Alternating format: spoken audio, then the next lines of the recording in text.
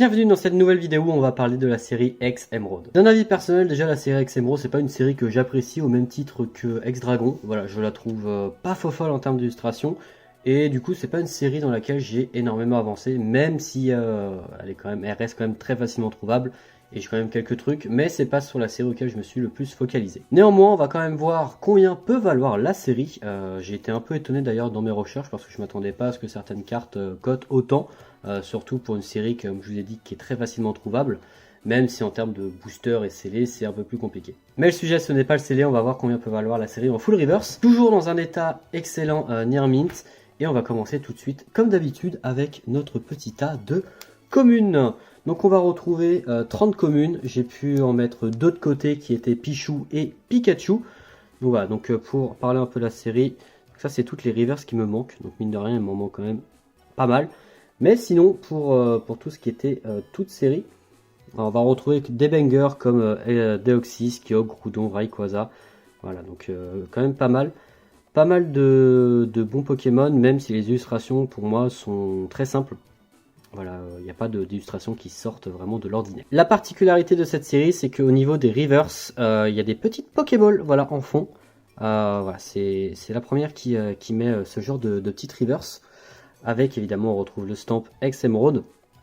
On va commencer Balbuto, Cacnea, Dodio, Skelenox, Dinavolt, Barpo, Gloopty, Ambrilex, Lotvisk, Makuta, Mediana, Gobu, Chamalo. Donc la fameuse Pichou, vous voyez que j'ai pas la Pikachu. Donc la Pikachu existait en deux versions, vous pouvez la retrouver avec le logo vert qui était dans un coffret.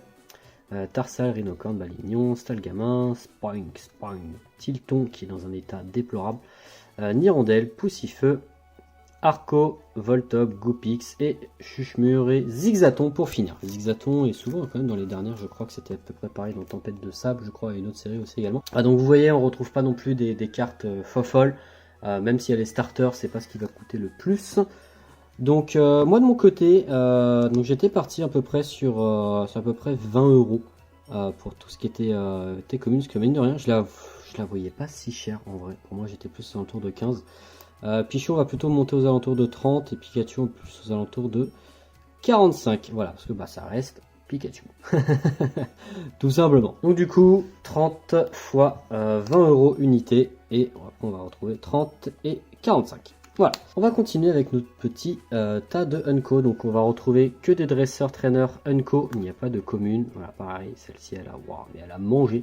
Voilà, comme vous pouvez voir, c'est vraiment pas une série sur laquelle je me suis vraiment attardé, même si les rivers sont jolis, mais voilà, sans plus. Je trouve pas qu'il y ait quelque chose qui se dégage de cette série. Je sais pas si certains d'entre vous peuvent plus ou moins voir ce que je veux dire, mais je trouve qu'il n'y a pas quelque chose, une synergie qui s'en dégage comparé à d'autres séries comme je vois avec Deoxys par exemple. J'ai le chat qui se lèche depuis 15 minutes, c'est horrible, je sais pas si on entend dans le micro, mais moi j'entends tout le temps, c'est chiant. Allez, on va passer maintenant du coup au Nanco, donc avec Chapignon, voilà, donc Chapignon, Cameruc, Kaorin, Galifeu, pareil, du coup on va retrouver l'évolution de tous les starters, donc Dodrio, Electrode, Masco, Gros Ray, Airama, Lumivol, Kyria, Linéon, Brouhabam, Flobio, Negapi, Fenard, forcément Pozipi, Avaltou et le Del que j'avais une carte quand j'étais gamin, et Musiol. Vous voyez, regarde la qualité de celle-ci. Je prenais bien soin quand même de mes cartes quand j'étais petit.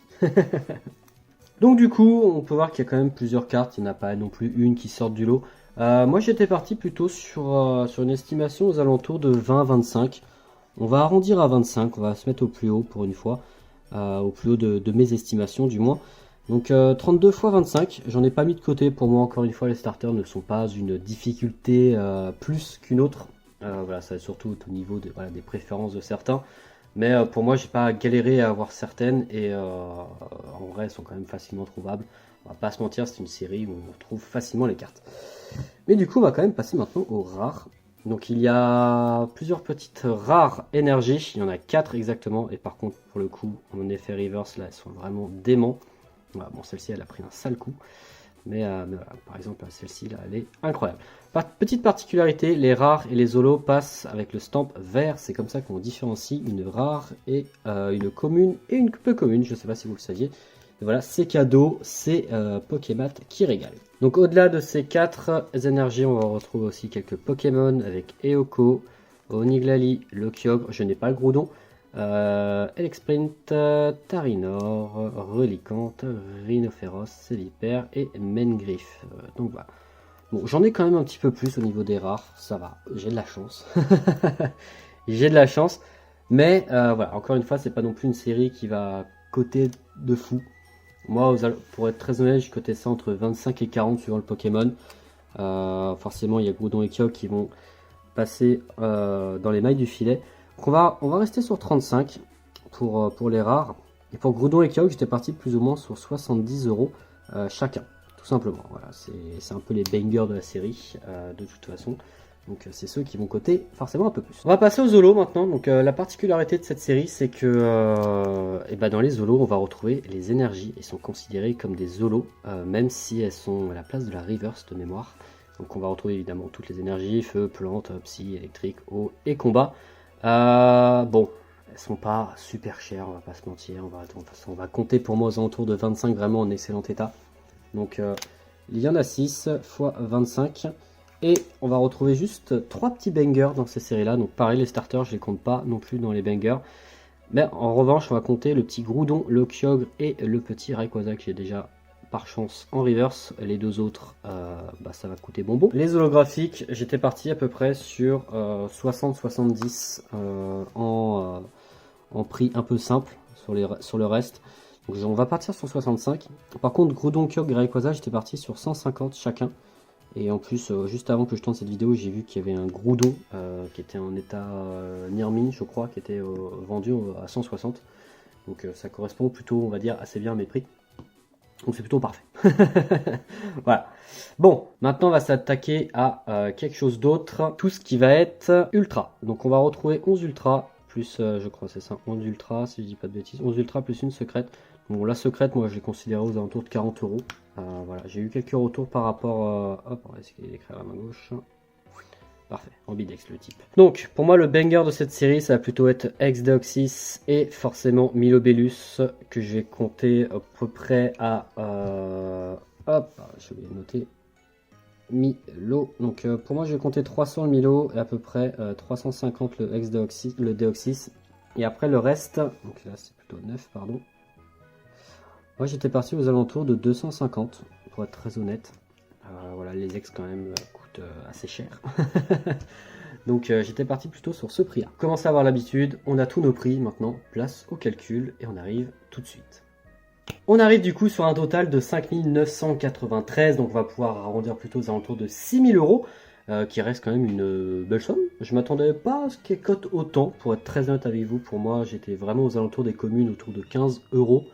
J'ai vu, je me suis renseigné un peu, c'est vrai que ça partait un peu plus, donc j'étais quand même très étonné. Donc je pense qu'on peut quand même compter une petite tranche entre 5000 et 7000 pour la totalité du bloc en full reverse. Encore une fois, hein, on n'est pas sur un truc avec juste les holos et les cartes en mode simple, parce que ça coûte forcément beaucoup moins cher. Mais voilà, en full reverse, on peut compter cette petite somme quand même de 6000 € qui n'est pas non plus négligeable.